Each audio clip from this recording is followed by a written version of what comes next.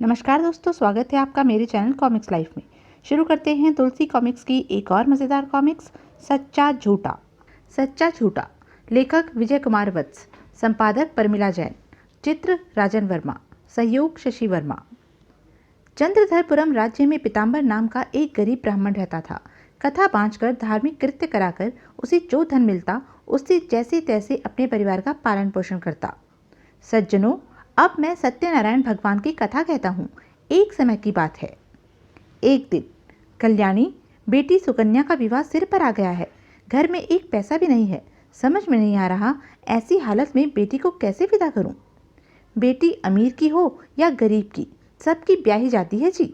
तुम फिक्र न करो, हमारे महाराज निर्मल सेन बहुत दयालु हैं। विद्वानों का वे बहुत आदर करते हैं।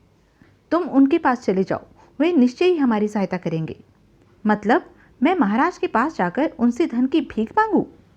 इसे आप भीख मांगना क्यों कहते हो जी? राजा का काम है देना और ब्राह्मण का काम है लेना।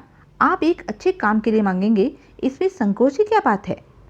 ठीक है कल्याणी, पर महाराज की विचित्र आदत के बारे में तुम जानती हो। वे उसी की मदद करते हैं जो उनके द्वारा ली गई बुद्धिमानी की परीक्षा में उत्तीर्ण हो जाता है। यह तो सारा राज्य जानता है जी। महाराज मेरी भी परीक्षा लेंगे। यदि मैं असफल रहा तो मेरी बड़ी छीछालेदारी होगी। आप हार के विषय में सोचते ही क्यों हैं जी? माँ सरस्वती से अपनी जीत की कामना करके वहां जाना, वह निश्चय ही अपनी सहायता करेंगी। विजित और अजीत को भी साथ ले जाना, इससे आपका हौसला बना रहेगा। तब हे माँ सरस्वती, हमें वरदान दे कि हम महाराज द्वारा ली गई परीक्षा में सफल हो सकें। अब तेरा ही सहारा है माँ सरस्वती। माँ सरस्वती ने उनकी पुकार सुन ली। जाओ पुत्रों, तुम सफलता प्राप्त करके ही घर वापस लौटोगे। तीनों राजमहल की ओर चल पड़े। आज तक मैंने किसी से भी एक पैसे की सहायता नहीं मांगी। आज मुझे किसी से मांगते हुए बड़ा विचित्र लग रहा है। शीघ्र ही महाराज, राजमहल के द्वार पर एक निर्धन ब्राह्मण अपने 2 पुत्रों के साथ खड़ा है। वह आपसे मिलना चाहता है। इस समय? यह समय तो हमारे मनोरंजन का है। देख नहीं रहे, हम अपनी पुत्रियों के साथ चौपड़ खेल रहे हैं। उससे कहो कि कल आकर मिले। महाराज, मैंने उसे बहुत समझाया, पर वह बार बार कह रहा है कि उसे इसी समय महाराज से मिलना है। ओह अच्छा, भेज दो। थोड़ी देर बाद, प्रणाम महाराज। आइए ब्राह्मण देवता, पधारिए। तीनों ने हिचकते हुए स्थान ग्रहण किया। आज्ञा दीजिए ब्राह्मण देवता। महाराज, मेरी पुत्री की विवाह की तिथि नजदीक आ गई है। घर में दरिद्रता का वास है, इसलिए आपके पास सहायता मांगने आया हूँ महाराज। सहायता के लिए मैं तैयार हूँ, पर इसके लिए आपको बुद्धि परीक्षा उत्तीर्ण करनी होगी। इसके लिए मैं और मेरे पुत्र तैयार हैं महाराज। ठीक है, तुम पढ़े हो, इसलिए मैं सबसे पहले तुम्हारी ही परीक्षा लेता हूँ ब्राह्मण देवता। मैं तुम्हें एक कहानी सुनाने जा रहा हूँ। मैं तुम्हें अधूरी कहानी सुनाऊंगा, जिसे तुमने सही ढंग से पूरा करना होगा। आप कहानी सुनाइए महाराज। सुनो, एक था राजा। एक दिन रात को वह शयन कक्ष में लेटा हुआ था। उसे नींद नहीं आ रही थी। क्रिंग क्रिंग, यह तो किसी पक्षी की आवाज है। बड़ी विचित्र आवाज है। उसने सेवक को बुलाया। अभी कुछ देर पहले दक्षिण दिशा में एक परिंदा बोला था। पता लगाओ कौन सा परिंदा था। जो आज्ञा महाराज। सेवक महल से बाहर आया और दक्षिण दिशा की ओर चलता चला गया। महाराज भी अजीब हैं, रात में कैसे पता लगाऊं कि उन्हें कौन से पक्षी की आवाज़ सुनी थी। तभी, यह तो किसी स्त्री के रोने की आवाज़ है। कुछ गड़बड़ लगती है। वह झाड़ी के समीप गया। ढिशुम! आह! ओह! ये लोग इस आदमी को क्यों मार रहे हैं? उसने उन लोगों को ललकारा। ठहरो दुष्टो, अभी बताता हूं तुम्हें। सेवक उनसे भिड़ गया। आई! भागो! साथी का यह हाल देखकर बाकी तीनों भाग खड़े हुए। तब उस औरत ने बताया, हम परदेसी हैं, कहीं ठहरने के लिए जगह ढूंढ रहे थे। तभी इन लुटेरों ने हम पर हमला कर दिया। भाई, तुम ना आते तो ये हमें मार डालते। ईश्वर जो करता है ठीक करता है बहन। मैं किसी और काम से निकला था। खैर, आओ तुम्हें किसी धर्मशाला में ठहरवा दूं। वह उन्हें एक धर्मशाला में ले गया। तुम यहाँ आराम से रह सकते हो। महल में कुछ पता लगा कौन सा पक्षी था वह? नहीं महाराज, क्षमा कीजिए। महल से निकलते ही मुझे एक स्त्री के रोने की आवाज़ सुनाई दी और उसने सारी बातें बता दी। सारी बात सुनकर, तुम्हें जिस काम के लिए भेजा था वह पूरा नहीं किया और दूसरे काम में लग गए, अतः हम तुम्हें कारागार में डालते हैं। सेवक को कारागार में डाल दिया गया। अगली रात फिर वही परिंदा बोला। आज राजा स्वयं परिंदे की खोज में निकल पड़ा। तभी उस झाड़ी के पीछे कुछ लोगों का गिरोह प्रतीत हो रहा है। समीप जाने पर जैसे भी हो हमें महल के गुप्त ठिकाने का पता लगाना है, ताकि विजयनगर के राजा को बताकर उचित इनाम प्राप्त कर सके। ये तो शत्रु देश विजयनगर के जासूस हैं, हमारे महल में घुसने की योजना बना रहे हैं। इन्हें सबक सिखाना चाहिए। खच आह! अगले ही पल खच आह! शीघ्र ही मारे गए चारों दुष्ट। राजा वापस महल में लौट गया। उसने उसी समय सेवक को मुक्त कर दिया। हम तुम्हें मुक्त करते हैं सेवक। ब्राह्मण देवता, जब राजा सेवक को एक बार दंड दे चुका था, फिर उसने उसे मुक्त क्यों किया, बता सकते हो? अभी बताता हूँ महाराज।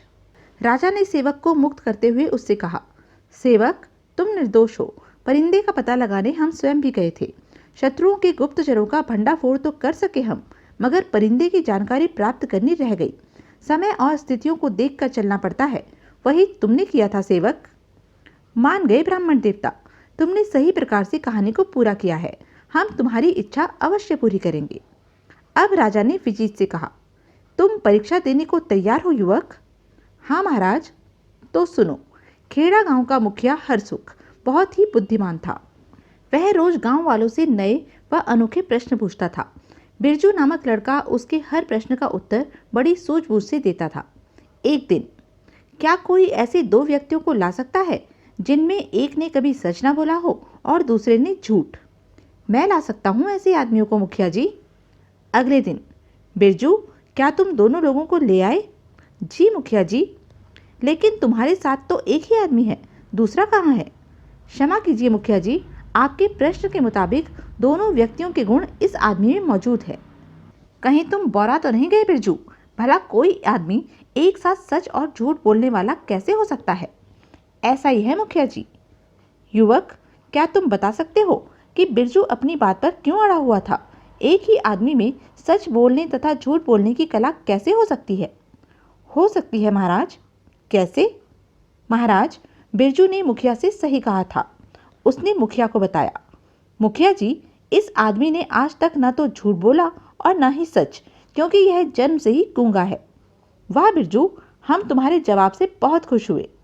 युवक, जिस बुद्धिमानी से तुमने कहानी पूरी की है उससे हम बहुत खुश हुए। हम तुम्हारी इच्छा भी पूरी करेंगे। अब निर्मल सेन ने अजीत से पूछा, युवक, तुम परीक्षा के लिए तैयार हो? जी महाराज। तो सुनो, मैं तुम्हें उस समय की कथा सुनाता हूँ जब मानव सभ्यता का विकास हुआ ही था। मानव नए नए आविष्कारों से अपनी सुख समृद्धि में वृद्धि करता चला आ रहा था। उसी काल में एक जुलाहा रहता था। नाम था बीरम। उसके दो पुत्र थे, सूरज और चंद्र। उसकी पत्नी का निधन हो चुका था। पुत्रों की देखभाल उसे ही करनी पड़ती। उसके दोनों पुत्र बड़े ही नटखट थे। वे करघे में उलझ जाते। बीरम बड़ी मुश्किल से उन्हें करघे से निकालता। उसकी सारी बुनाई नष्ट हो जाती। वह दुखी होकर सोचता, काश इस घर को संभालने के लिए कोई स्त्री होती तो कितना अच्छा होता। बड़े होकर लड़के काम में पिता की सहायता करने लगे। बीरम फिर भी उदास रहता। इस घर में एक स्त्री भी होती तो वह घर को सजा संवार कर रखती। मैं कितना अभागा हूँ। धीरे धीरे दोनों लड़के युवा हो गए। एक दिन, बीरम भाई, सुना है तुम्हारे विवाह योग्य दो पुत्र हैं? आपने ठीक सुना है शंकर भाई, ये बैठे मेरे दोनों पुत्र, सूरज और चंद्र। बीरम भाई, फुलवा चमेली नाम की दो विवाह योग्य मेरी पुत्रियां हैं। उनका रिश्ता स्वीकार कर लो। नेकी और पूछ पूछ, मुझे दोनों रिश्ते स्वीकार हैं। दोनों का विवाह हो गया। दोनों बहुओं ने अस्त व्यस्त घर को सजाया। यही तो मैं चाहता था। आज मेरी मन की साथ पूरी हुई है। इस प्रकार खुशियों से भरा एक वर्ष बीत गया। एक दिन, पिताजी, हमें अपने माता पिता से मिले पूरा एक वर्ष बीत गया है। हम एक महीने के लिए उनके पास जाना चाहती हैं। नहीं बहू, मैं तुम्हें कहीं नहीं जाने दूंगा। तुम्हारे आने से यह घर बसा है। तुम चली जाओगी तो यह फिर उजड़ जाएगा। दोनों अवाक रह गई। ओह! कुछ दिन और बीत गए। एक दिन, फुलवा बहन, हमें ससुर जी से पुनः अपने माता पिता के पास जाने की आज्ञा मांगनी चाहिए। कुछ दिन पहले हमने इजाज़त मांगी थी तो उन्होंने साफ मना कर दिया था। मुझे दोनों बहुओं को जाने से रोकना चाहिए। मैं उन्हें कुछ अद्भुत व असंभव उपहार लाने को कहूँगा। वे ला नहीं सकेंगी और वे अपने माता पिता के पास नहीं जा पाएंगी। उसने दोनों को बुलाया। तुम दोनों अपने मायके जा सकती हो। क्या? सच पिताजी? हाँ, पर मेरी एक शर्त है। शर्त? हाँ फुलवा बहू, तुम अपने मायके से कागज में आग और चमेली बहू तुम कागज में हवा लाना। अच्छा पिताजी। मायके जाने की खुशी की जाति के कारण दोनों ने उपहारों की विचित्रता व मुश्किल पर ध्यान न दिया। एक बात और ध्यान रखना, अगर तुम दोनों ये उपहार नहीं लाई तो इस घर की ओर रुख भी ना करना। जी पिताजी। वे उसी दिन मायके चली गई। बीरम फिर उदास रहने लगा। क्या बहुएं ये विचित्र उपहार ला सकेंगी? यदि नहीं ला सकी तो वे घर में आएंगी नहीं और यह घर पुनः उजाड़ हो जाएगा। वे दोनों मायके पहुंची। फुलवा, चमेली, तुम? और दोनों माँ से लिपट गई। माँ! मायके में 1 महीना कब बीत गया पता ही न चला। माँ, हम ससुर जी से 1 महीने की अनुमति लेकर आई थी। अब हमारे वापस लौटने का समय हो गया है। अच्छा बेटी। तभी फुलवा को याद आया। ओह, पर मुझे तो ससुराल में कागज में आग ले जानी है माँ। यह क्या कह रही है तू? भला कोई कागज में आग ले जा सकता है? कागज जल नहीं जाएगा। माँ, मुझे कागज में हवा ले जानी है। यह क्या अंट शंट पक रही हो तुम दोनों? हम ठीक कह रही हैं माँ, ये उपहार लेकर ही हम ससुराल में प्रवेश कर सकती हैं, अन्यथा नहीं। ओह, उस समय तो हमने उपहारों की विचित्रता पर ध्यान नहीं दिया, पर अब महसूस हो रहा है कि बिना सोचे समझे हमें ससुर जी से हाँ नहीं कहनी चाहिए थी। तुम दोनों ने तो मुझे धर्म संकट में डाल दिया है। ऐसे कागज भला कहाँ मिलेंगे? कुछ भी करो माँ, पर हमारी समस्या हल करो। तभी, क्या बात है, तुम तीनों परेशान लग रही हो? बात ही कुछ ऐसी है पिताजी। फुलवा ने सारी बातें बता दी। सारी बात सुनकर, तुम फिक्र ना करो, मैं तुम्हें मतई प्रधान के पास ले चलता हूँ। वह बहुत विद्वान है, निश्चय ही वह तुम दोनों की समस्या को हल कर देंगे। शंकर दोनों बेटियों को मतई प्रधान के पास ले गया। आओ शंकर भाई, कैसे आना हुआ? प्रधान जी, तुम बस्ती के सबसे बुद्धिमान व्यक्ति हो, मेरी बेटियों की समस्या तुम ही हल कर सकते हो। क्या समस्या है शंकर भाई? इनके ससुर ने फुलवा को कागज में आग तथा चमेली को कागज में हवा लाने को कहा है। क्या ऐसा हो सकता है प्रधान जी? क्यों नहीं शंकर भाई, इंसान चाहे तो क्या नहीं कर सकता। तो जल्दी से समस्या हल कीजिए प्रधान जी, तुम्हारा बड़ा उपकार होगा। युवक, क्या तुम बता सकते हो कि मतई ने समस्या का समाधान कैसे किया? निर्मल सेन का कथन सुनकर अजीत सोच में पड़ गया। कुछ देर बाद, मतई प्रधान वाकई बहुत विद्वान था महाराज। उसने फुलवा और चमेली की समस्या का समाधान इस प्रकार किया। जल्द ही, लो चमेली, इस कागज के डुलाने से हवा आएगी। इस प्रकार इस कागज में तुम अपने ससुर के लिए हवा ले जा सकती हो। चमेली ने उसे डुलाकर देखा। सचमुच इस कागज में तो ठंडी हवा भरी हुई है।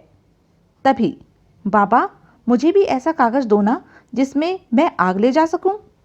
बेटी, मैं तुम्हारे लिए भी ऐसी वस्तु बनवाता हूँ। मतई पुनः काम में जुट गया। शीघ्र ही, लो बेटी, कागज के इस कंदील में तुम आग ले जा सकती हो। सचमुच आप बहुत ही बुद्धिमान हैं, आपने हमारी समस्या चुटकियों में हल कर दी। दोनों बहनें पंखा व कंदील लेकर अपनी ससुराल पहुंची। क्या तुम दोनों मेरे उपहार लाई? हाँ पिताजी। पिताजी, यह कागज का कंदील है।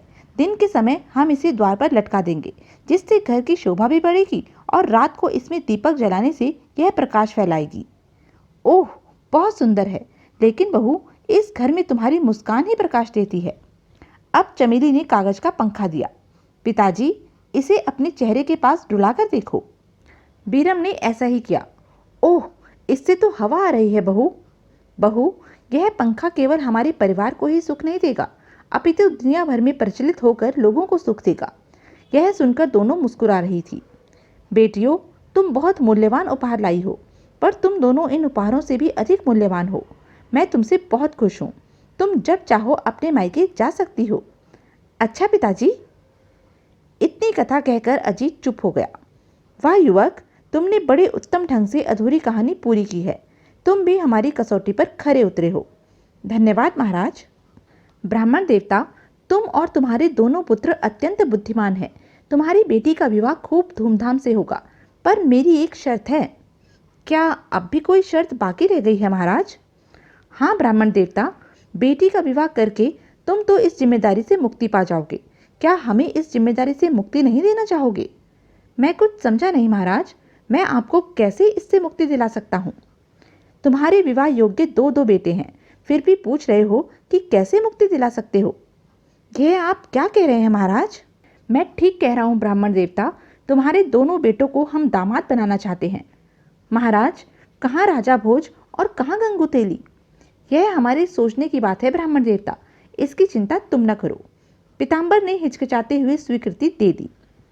जब महारानी को पता चला, महाराज आपने यह क्या किया? राज्य के साधारण निर्धन युवकों के साथ राजकुमारियों का विवाह तय कर दिया। महारानी, अजीत और विजीत निर्धन परिवार से अवश्य हैं, पर वे साधारण नहीं हैं, वे बहुमूल्य नगीने हैं। बुद्धिमानी में उनका कोई सानी नहीं है, वे निश्चय ही हमारी बेटियों के पति बनने योग्य हैं। राजा निर्मल सेन ने पीताम्बर की बेटी सुकन्या का विवाह धूमधाम से राजमहल में ही किया। फिर राजकुमारी पद्मा व रत्ना का विवाह अजीत व विजीत से हुआ। विवाह के बाद पिताजी महाराज, मैं आपसे कुछ कहना चाहता हूँ। कहो पुत्र, क्या कहना चाहते हो? महाराज, आप विपत्ति में पड़े लोगों की मदद करते हैं, यह ठीक है, पर सहायता करने से पूर्व उनकी परीक्षा लेना छोड़ दें। अच्छा पुत्र, अब ऐसा ही होगा। तो यह थी तुलसी कॉमिक्स की एक मज़ेदार कॉमिक्स। ऐसी ही मज़ेदार कॉमिक्स के लिए बने रहें मेरे साथ, और हाँ, मेरे चैनल को लाइक, शेयर और सब्सक्राइब करना ना भूलें। धन्यवाद।